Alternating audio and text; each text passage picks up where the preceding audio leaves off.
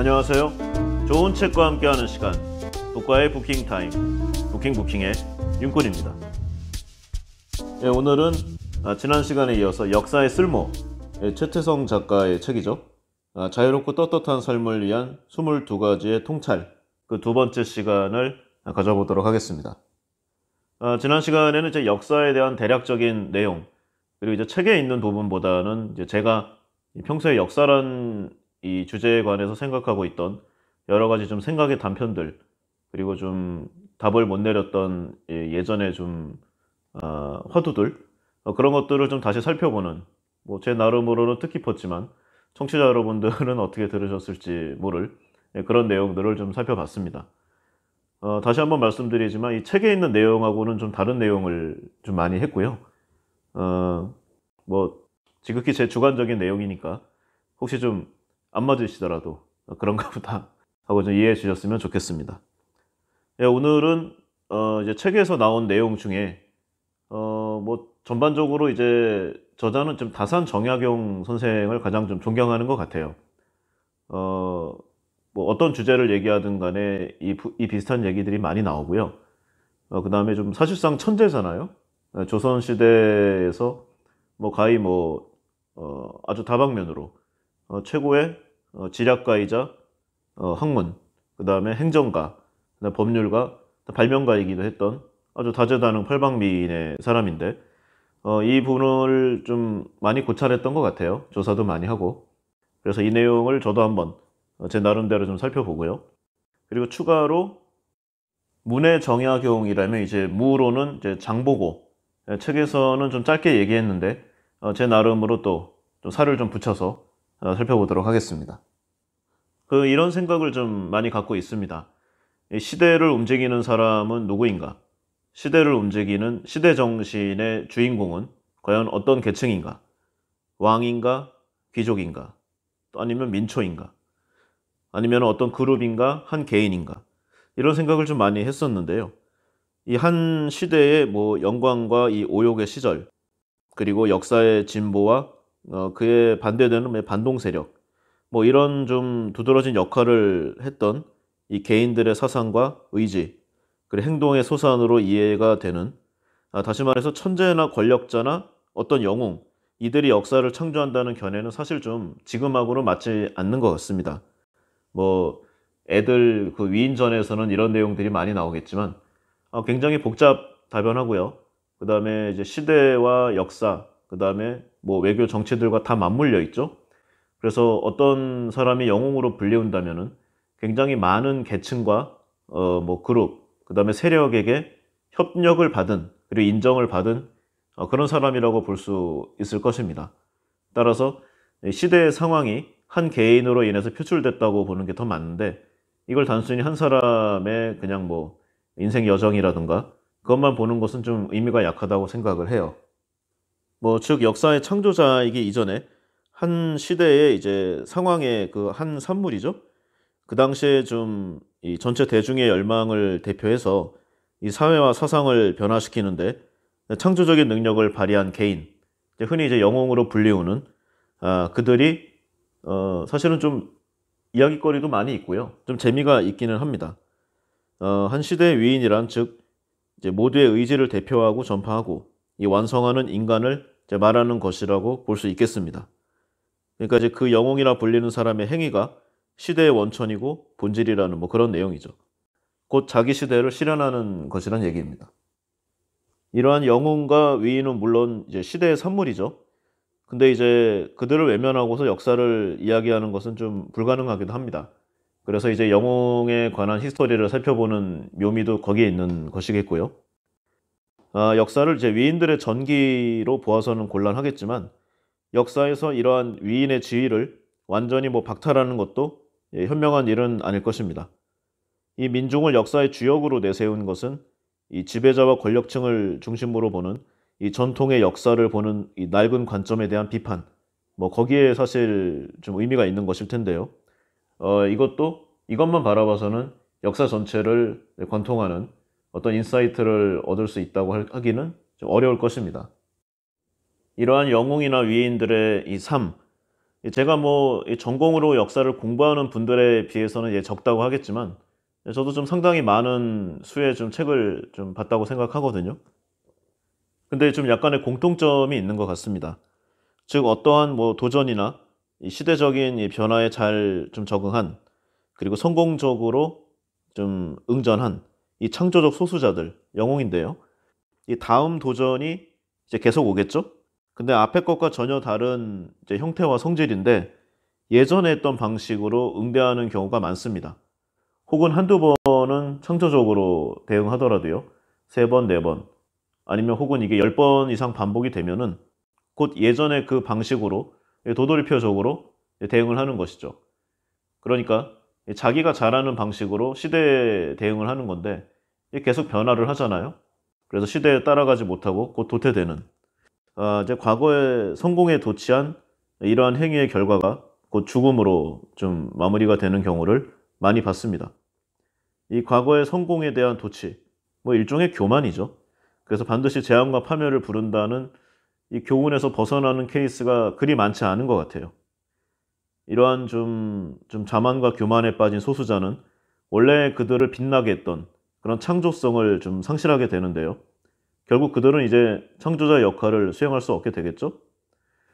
근데 여기서 끝나면 또 모르겠는데, 이제 그 사회의 권력을 쥐고 새 도전에 성공적으로 응전할 수 있는 이 새로운 창조적 소수자의 진출을 막고 새로운 영웅들을 억압하는, 이제 그런 이제 악역, 이제 빌런으로 전락하게 됩니다. 그리고 그와 더불어 해당 문명은 이제 해체되는, 즉 역사의 내리막길로 좀 접어드는 그러한 결과를 맞이하게 되죠. 그리고 성공한 자신을 만들었던 능력치를 점점 상실하게 되고, 나름 뭐 좀 희생과 좀 배려를 많이 했겠죠? 해당 시대의 민중들에게. 근데 돌아오는 것은 이 자신에 대한 비난과 뭐 모욕, 그런 것뿐이라고 생각하면 이제 예전의 관용과 이 관대함을 잃고 이제 폭력적인 스타일로 변하게 됩니다. 그래서 다수자인 대중을 위협하고 폭압하는 이제 그런 결과를 이제 역사는 많이 보여주고 있습니다. 그래서 진인과 활력을 잃은 이 지배적 소수자, 필연적으로 전체주의, 궁극주의, 그리고 이에 이은 전쟁을 이제 벌이게 되는데요. 이제 또 새로운 또 영웅이 태어나서 이를 수습하는 과정. 그러니까 예전에 그 지배적 소수자가 개혁을 거부하면 이제 새로운 또 창조적인 소수자가 나와서 이들을 좀, 좀 무마하는, 뭐 제거하는 거죠. 이것이 이제 역사에 많이 있던 혁명. 이런 식으로 역사는 발전인지 퇴보인지 모를 과정을 반복해온 그런 과정의 다름이 아닌 것 같습니다. 오늘 살펴볼 이 두 명의 영웅도 이러한 역사의 수레바퀴에서 그렇게 벗어나지 못하는 말로를 좀 겪게 되는데요. 도대체 무엇이 원인이고 그리고 해결 방법은 없는지, 그렇게 좀 대응하는 것만이 유일한 방법이었는지, 뭐 이러한 부분들을 좀 제 나름의 살을 붙여서 좀 살펴보도록 하겠습니다. 먼저 이제 신라 시대의 이 장보고인데요. 우리가 좀 굉장히 많이 알고 있죠, 이름 자체를. 해상왕 장보고, 뭐 바다의 상인 장보고, 뭐 대륙과 일본까지 해상 무역 루트를 통해서 당시에 좀 바닷길 실크로드를 만드는 뭐 대단한 능력가. 보통 이 정도로 알고 있는 게 답니다.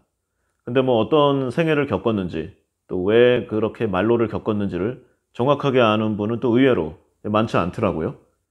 저는 어릴 때부터 이 장보고에 좀 관심이 있었는데요. 왜냐면은 좀 우연하게 그 장보고가 이제 지배한, 또는 지배를 하지 않더라도 영향을 미친 이제 그런 영토를 좀 그린 지도를 이제 보게 되면서부터였습니다. 굉장히 넓은 지역이었어요.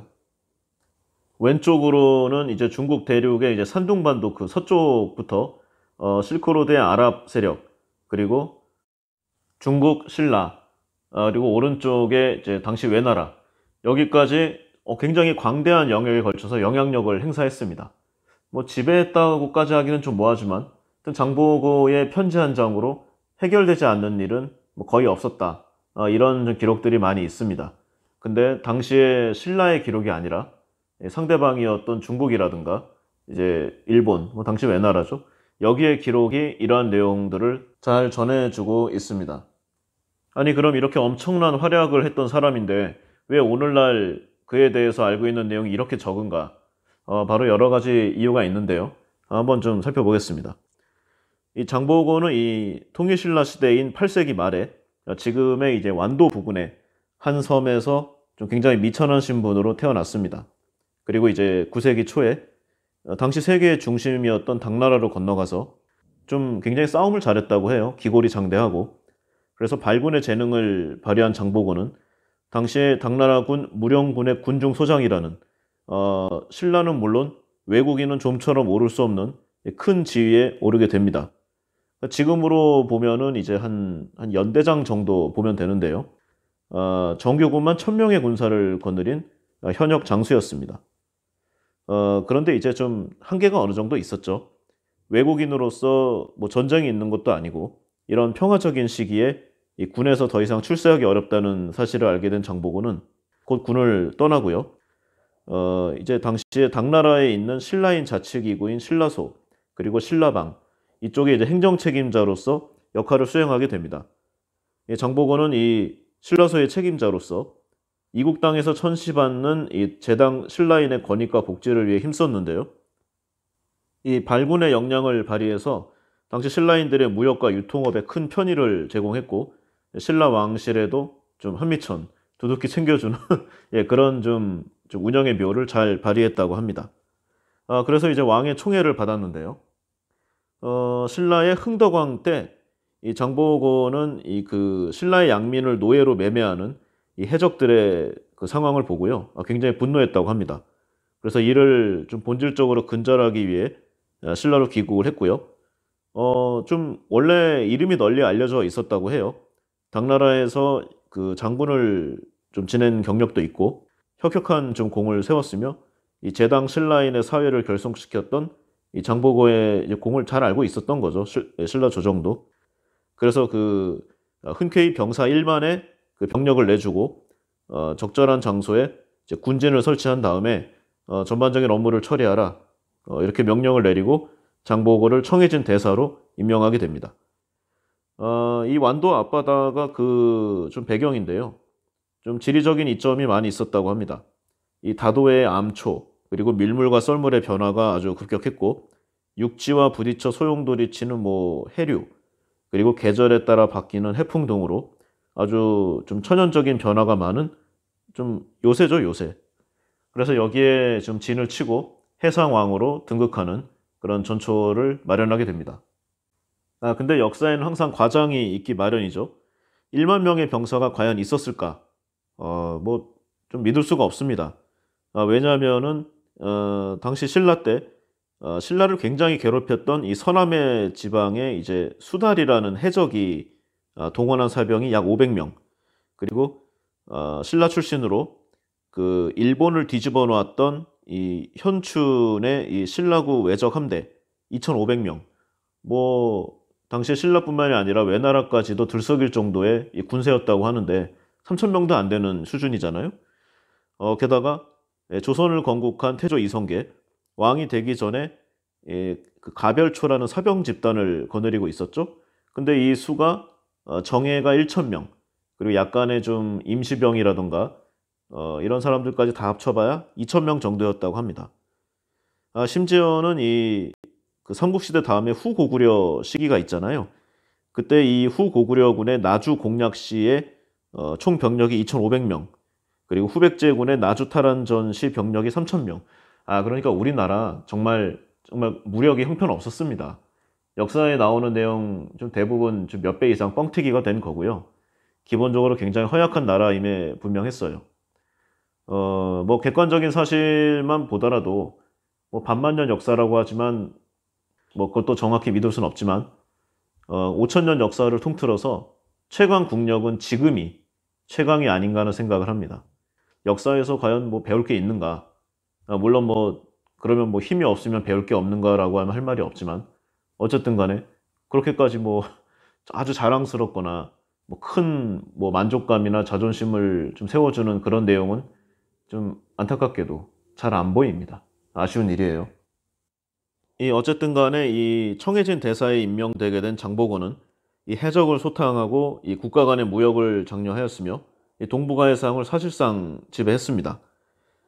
신라와 당, 일본 항로의 요충인 이 청해진을 이 군사와 항만, 조선, 항해, 그리고 뭐 통역관, 종교시설, 기타 이 국가 시스템에 거의 육박하는 수준으로 좀 복합적 성경의 군진으로 좀 만들었고요.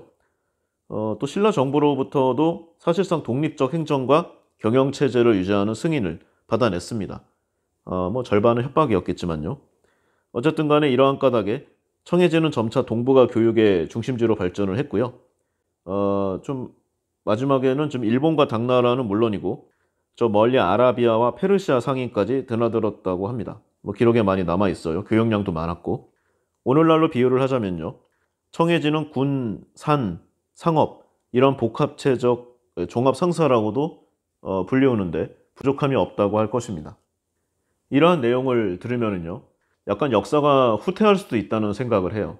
무슨 말이냐면은 뭐 조선시대 하멜 표류기라던가 어쨌든 뭐 약간 좀 이국적인 이제 그런 사람들이 뭐 표류해 오거나 아니면 뭐 육로를 통해서 온다고 했을 때 조선은 굉장히 거부 반응을 일으켰고 한정된 지역에서 밖으로 못 나오게 하든가 하는 뭐 그런 정책을 폈습니다. 굉장히 낯설게 대했다고 해요. 그러니까 이방인을, 그러니까 외국인을 접해본 경험이 굉장히 적은 뭐 그런 상황이죠. 근데 조선시대로부터 한뭐 5, 600년 이전에 옛날에는 이미 이 서구 세력과의 교역까지 했던 나라였는데 500년이나 지난 이 조선시대는 왜 이런 게 안 된 것인가? 나라가 막혀있고 세국적으로 운영하면은 이런 상황이 된다는 그런 좀 역사의 교훈이 아닌가 합니다. 결국 청해진은 굉장히 잘 나가게 되는데요. 또 누가 또 이제 영웅적인 또 행적을 하면은 이런 또 좀 시기 질투하는 사람들이 생겨나게 됩니다. 근데 문제는 이런 시기 질투가 그 뭐 경쟁자라든가 다른 대신의 수준이 아니라 왕과 왕실이었다는데 그 문제가 있는데요. 신라의 당시 이제 민해왕을 패하고 신무왕을 즉위시키는 이 정변에 아주 적극적으로 개입하게 된 장보고는 결국 반대 세력에게 완전 눈엣 가시가 되는데요. 여기에 추가로 자기가 옹립시킨 왕에게서도 두려움에 그런 좀 대접을 받는 좀 난처한 상황에 처하게 됩니다. 그러니까 이게 중앙 정계 권력 다투면은 함부로 엮이면 안 되는데 뭔가 좀 욕심을 부렸던 것 같아요. 이 신라 조정을 장악한 이 새로운 진골 귀족들이 지속적으로 장보고를 견제하기 시작하면서 장보고도 나름 위기감을 느꼈습니다. 그래서 사병을 더 확충하고 신라 정부를 또 손아귀에 좌지우지하려는 그런 좀 액션 플랜들을 더 강하게 했는데요. 더욱 큰 반발을 불러일으켰죠.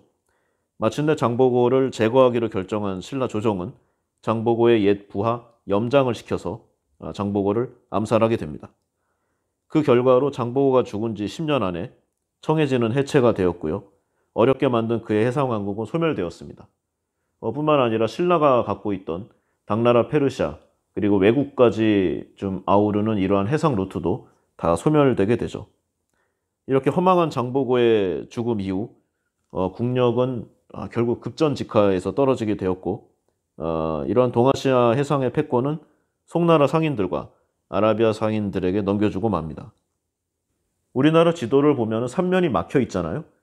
사실상 섬나라와 다를 바가 없습니다. 북방은 강대한 중국으로 막혀 있기 때문에 뭐 중국을 뚫고 나갈 수가 없잖아요. 그래서 이 이후에 고려와 조선으로 이어지는 역사에서 해상 경영은 지속적으로 후퇴하게 되고요. 뭐 그 결과 계속 국력은 다운되니까 이 19세기 후반에 조선은 서양과 일본 제국주의의 침략 등의 속수무책으로 국권을 빼앗기는 치욕을 겪게 됩니다. 뭐 과정은 이렇고요. 장보고에게는 좀 배울 만한 점이 많이 좀 있었습니다. 일단 시대를 읽는 남다른 이런 좀 안목이 있었는데요. 이 장보고는 이 당시 신라가 당나라와 했던 이 조공 무역이 곧 퇴조를 하고 민간 무역의 시대가 올 것이라고 판단을 했습니다. 장보고는 이제 종래의 중앙 집권적 질서가 곧 와해되고 국가 간 긴장이 와해가 되면은 좀 민간이 좀 들썩들썩 할 거 아니에요? 좀 돈 벌고 싶으니까 민간의 자발적 교역이 증대하리라는 그런 예측을 하게 됩니다. 이게 잘 맞아 떨어졌던 거죠.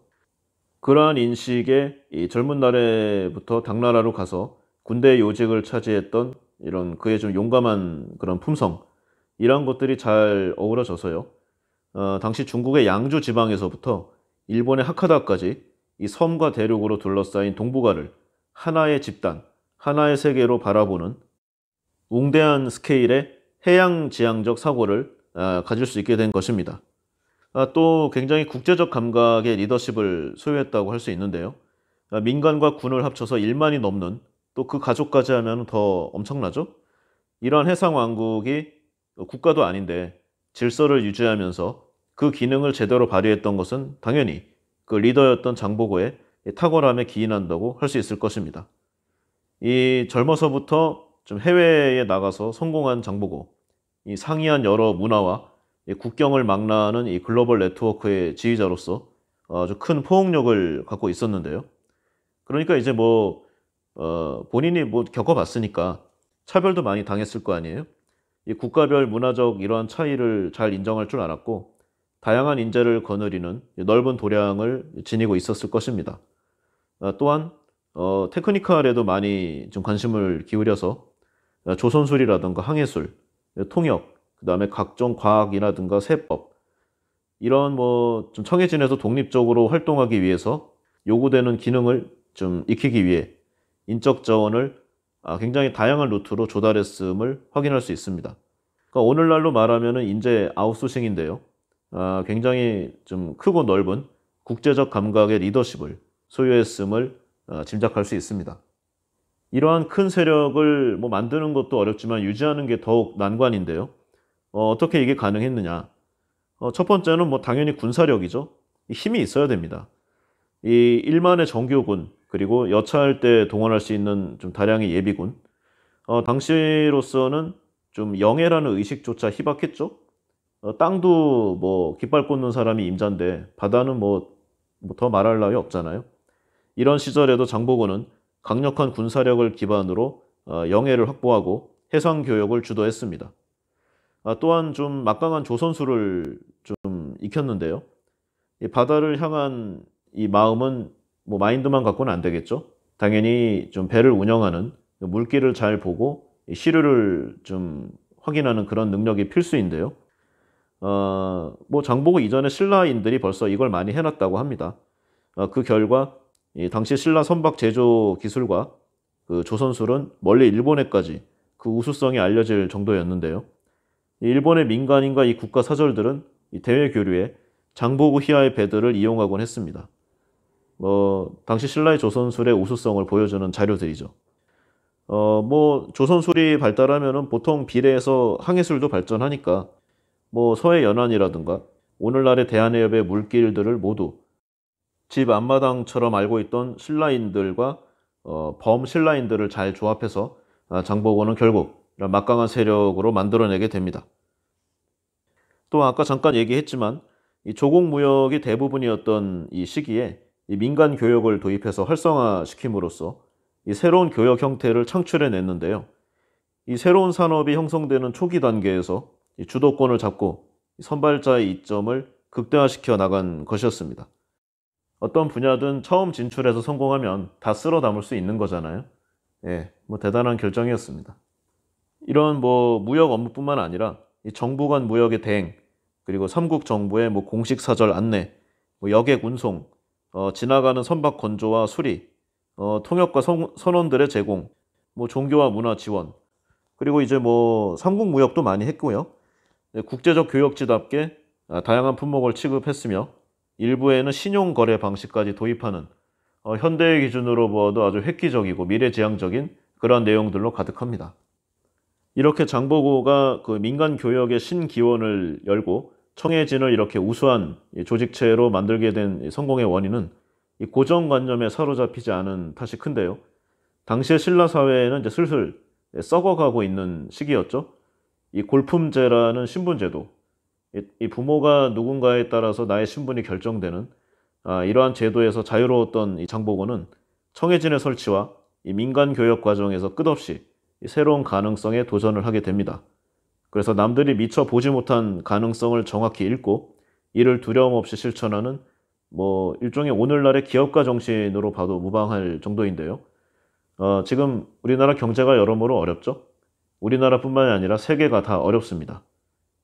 자리가 줄어들고 산업이 새로운 게 나오지 않으니까 있는 거 나눠 먹으려고 서로 힘들고 어려운 과정을 반복하고 있는 상황인데요. 이러한 오늘날에 좀 여러 가지 시사하는 점이 많다고 할 수 있겠습니다. 이 복합화, 네트워크화, 글로벌화, 오늘날에도 계속 좀 세계의 기업들이 주창하고 있는 내용이잖아요. 약 천 몇백 년 전에 이미 장보고는 이를 좀 시스템화 해가지고 거의 국가 단계까지 이룩하는 이 결과를 이뤄냈습니다. 뭐 또 반면교사적인 내용이 있는데요. 이 권력과는 긴장 관계를 유지해야 된다는 이런 좀 전통의 가르침을 잊었습니다. 역사의 교훈을 좀 제대로 안 따른 건데요. 이러한 막강했던 청해진이 보통 이제 이러한 곳은 외부로부터 무너지는 일은 별로 없습니다. 일단은 뭐 군사력으로 밀리지가 않고요. 외부에 적이 생기면은 해당 조직체가 똘똘 뭉칩니다.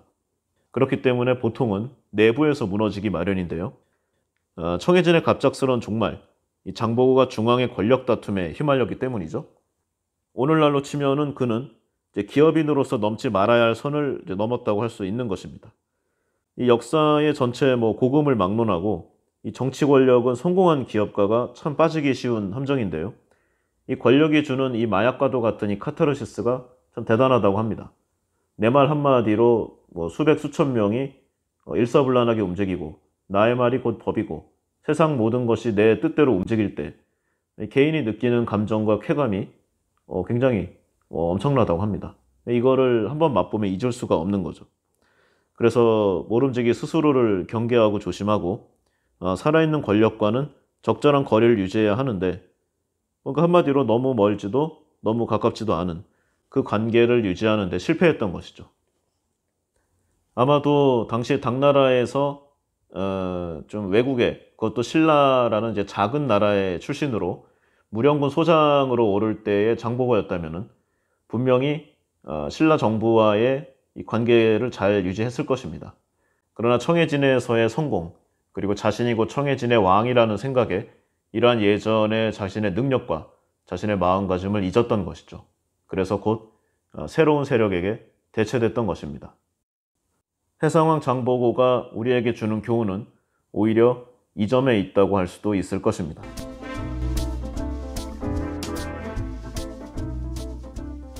그리고 이제 저자가 얘기하는 이제 두 번째 사람이 이제 정약용인데요. 1762년생입니다. 조선 후기에 이제 문신이자 실학자인데요. 동시에 참 다양한 저술을 한 저술가, 그리고 시인, 철학자이자 과학자이면서 공학자이기도 한 다재다능이란 이 사람을 말하기 위해 만든 단어가 아닌가 하는 생각이 들 정도입니다. 한국에서는 이 한 개인과 관련되어서는 가장 많은 논문이 발표된 인물이기도 하고요. 또 그런 상황이지만 아직도 해석이 좀 여러 극단적으로 갈리는 그런 면모를 가지고 있기도 합니다. 참고로 현재 북한에서는 조선시대 최초의 공산주의자로 꼽는다고도 하는데요. 이게 무슨 말인지. 그러니까 이 사람이 주창한 여전제라는 이 그 공동경작의 공동분배, 이 방식이 이제 북한의 방침과 좀 비슷하다는 거죠. 경제 기조하고. 하지만 정작 북한에서는 이제 그의 저작물인 목민심서가 금서라고 합니다. 위정자가 백성에게 가져야 할 여러 가지 마음가짐과 가르침을 이제 북한의 권력 집단은 듣기가 싫다는 얘기겠죠. 참고로 이 여러 가지 분야에서 이제 서양의 위대한 또 서양의 위대한 다재다능 사람이죠. 레오나르도 다빈치. 이 사람과 많이 비견되기도 합니다. 뭐 간단히 살펴보면은요. 뭐 레오나르도 다빈치 뭐 다 아시는 분이니까 짧게 한번 보겠습니다. 뭐 최후의 만찬 같은 뭐 그림으로도 훌륭하고요. 건축이나 건물 내부 장식에도 탁월하죠. 또 인체해부학에 관심을 가지고 있던 의학도이기도 하고요. 뭐 모나리자도 이 사람 작품이고 여러 좀 저술과 작품으로 지질학, 식물학, 그리고 입체기하학 등의 과학 연구가이기도 합니다. 또 여러 또 공사에도 또 관여를 했던 운하공학자, 그리고 각종 기계를 만들었던 기계공학자, 그리고 해부학자. 그다음에 이제 그 프랑스에 가서는 물리학자의 역할도 했고요. 역학, 광학, 천문지리, 뭐 지질학, 수리학 등의 당시의 다양한 학문, 예술, 하여튼 뭐 사회과학까지 해서 안 다루는 게 없는 그런 사람이었습니다. 이 사물에 대한 인식을 깊게 하기 위한 이 철저한 탐구 정신, 그리고 엄청난 집중의 관찰력, 정밀함, 이 사물에 대해 넓게 사고하는 그 열린 자세, 다양한 분야와의 접목을 추구했던 이 끊임없는 실천과 통일된 노력, 그리고 실험을 통한 철저한 이론을 좀 검증하는 이러한 좀 학문적 체계와 자세, 바로 이런 것이 이 레오나르도 다빈치가 멀티플레이어가 될 수 있었던 이 방식인데요.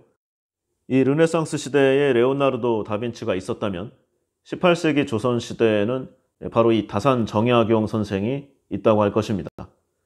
다산은 이 성우 이익의 학문을 접하고 대학자가 될 것을 어린 시절부터 굳게 다짐하였다고 하는데요. 성균관 학생을 거쳐서 과교에 합격을 하고 규장각에서 학문과 재능을 쌓는 것으로 이제 시작을 좀 하게 되었습니다. 이 인문학뿐만 아니라 과학에도 뛰어난 재능을 발휘했는데요. 직접 발명한 거중기, 무거운 물건을 들어 올리는 거죠. 이걸로 수원성을 건축하는데 실제로 활용을 해서 백성들의 노고와 희생을 덜어주고 막대한 비용을 절감할 수 있었습니다. 또한 암행어사로 활동을 하면서 탐관오리들의 부패, 타락상을 폭로해서 엄벌에 처하기도 했고요. 근데 이제 천주교 사건에 좀 말렸죠. 원래 천주교 신자이기도 했으니까. 이러한 천주교와 이런 좀 정쟁에 휘말려가지고 18년 동안이나 귀양살이를 좀 하기도 했습니다. 근데 이제 좌절하지 않고요. 이 기간을 학문적 업적을 좀 정리하고 완성하는 계기로 삼으면서 총 500권에 이르는 저서를 남겼습니다. 이처럼 엄청난 업적을 남길 수 있었던 것은 바로 이 방대한 지식을 수집하고 이를 이제 좀 체계적으로 분류하고 분석하고 종합할 수 있었기 때문이라고 볼 수 있는데요. 여러한 저술과 책에서 살펴볼 수 있는 이 다산 정약용의 사상은 이 통치의 근거는 백성을 위해 있는 것이라는 민권 사상, 그리고 토지의 공동 소유와 공동 경작, 균등 분배를 통한 이 경제적 평등 실현, 그리고 중국에 종속되지 않는 자주적 문화 발전을 강조한 문화 주체론, 뭐 이러한 요소 등에 잘 나타나 있다고 합니다. 또 과학기술 분야에서도 많은 업적을 남겼는데요.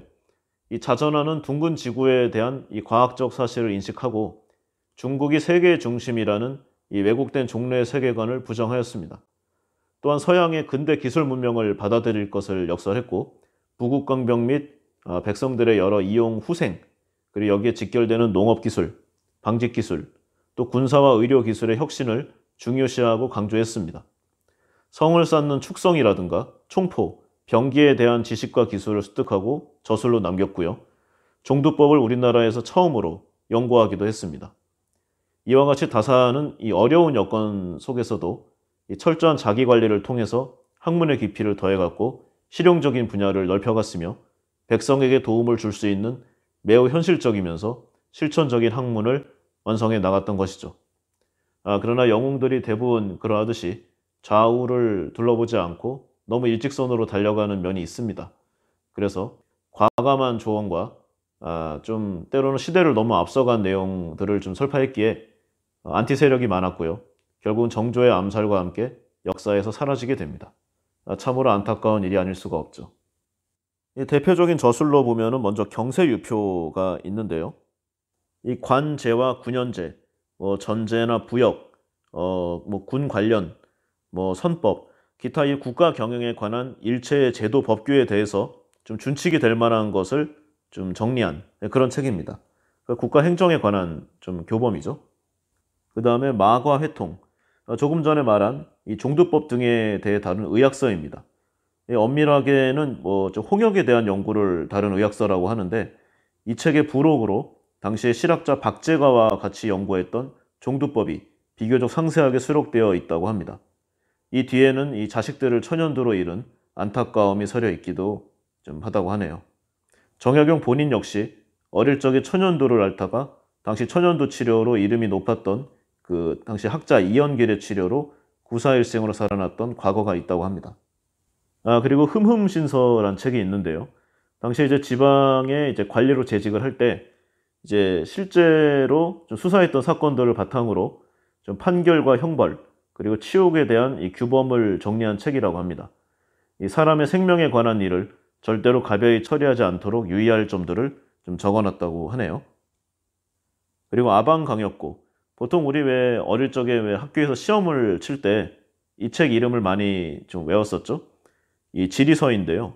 한국의 역대 강역, 뭐 토지 이런 부분에 대한 내용입니다.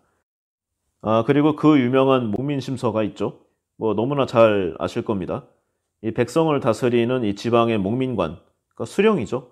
예, 그들의 이제 그 치민에 관한 요령, 그리고 계도가 될 만한 마음가짐, 예, 태도 이런 부분을 저술한 책인데요. 이 다산 정약용 선생의 이 노하우가 집성돼 있고 그 주제의 훌륭함, 역사적 가치의 위대함이 가장 좀 훌륭한 그런 책이라고 할 수 있겠습니다.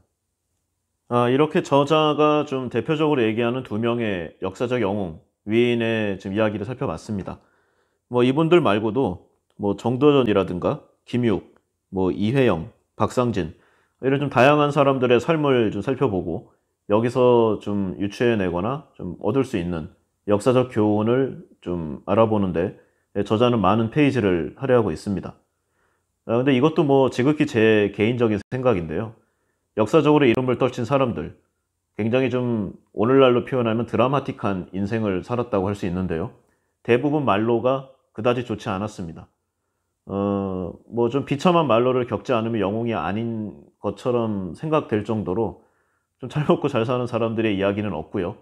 굉장히 좀 힘들고 어렵고 그런 좀 인생 여정을 갖고 있는 사람만이 책으로 기록되고 역사에 이름을 남겼습니다. 저는 그렇게 좀 생각이 돼요. 그런데 좀 잘 살펴보면은요, 뭐 가장 가까이에 있는 게 좀 일제강점기라서 그렇지만 당시에 뭐 친일 세력에게 아첨하고 아부하고 그들에게 부역한 사람들의 이 후손은 떵떵거리고 잘 사는데 목숨 걸고 독립투쟁에서 고통 속에 죽어간 사람들의 후손은 참으로 비참한 인생을 살고 있습니다. 물론 뭐 당시 좀 시절이 좀 길기도 했고 직접적인 통치 기간만 40여 년에 육박하니까 뭐 그 당시를 살기 위한 이 사람들의 뭐 그런 삶의 방식을 뭐 좀 오늘의 시각으로 뭐라고 하기는 어려울 것입니다. 뭐 한 예로 만약에 한 1900, 뭐 한 10년, 20년에 태어난 사람은 그 사람이 20살이 됐을 때 본인을 조선 사람, 한국 사람으로 인식하기가 어려울 거 아니에요. 일제치하에서 그러한 교육을 어릴 때부터 받고 뭐 반 정도는 세뇌당했다고 할 수도 있을 테니까. 그러니까 이렇게 일괄적으로 매도할 수는 없는데 오히려 그런 역사에 순응하는 사람들만이 한 시대를 그렇게 잘 사는 게 아닌가라는 그런 아쉬운 좀 결론 아닌 결론을 얻을 수도 있을 것 같습니다. 보통 역사에 정의가 있고 뭐 정의의 심판을 받는다고 얘기하는데 그게 있는지도 솔직히 잘 모르겠고요. 혹시 있다고 하더라도 굉장히 긴 시간에 걸쳐서 이루어질 수도 있잖아요. 만약에 역사의 정의가 100년에 걸쳐서 이루어졌다면은 그 안에서 한 6, 70년 살다 가는 나는 그럼 어느 쪽에 좀 발을 대고 살아야 할 것인가 이런 생각을 많이 했습니다. 역사를 전편에 얘기하기도 했지만 승리자들의 기록, 권력자들이 원하는 내용의 방식으로 서술이 된다고 했었잖아요. 그러니까 역사에서 주는 교훈이란 것도 사실은 조작되고 왜곡돼 있을 수 있다는 생각도 많이 합니다. 그래서 역사에 나온 대로 그대로 삶의 모습을 답습해가면서 사는 것도 정답은 아닐 것이고요.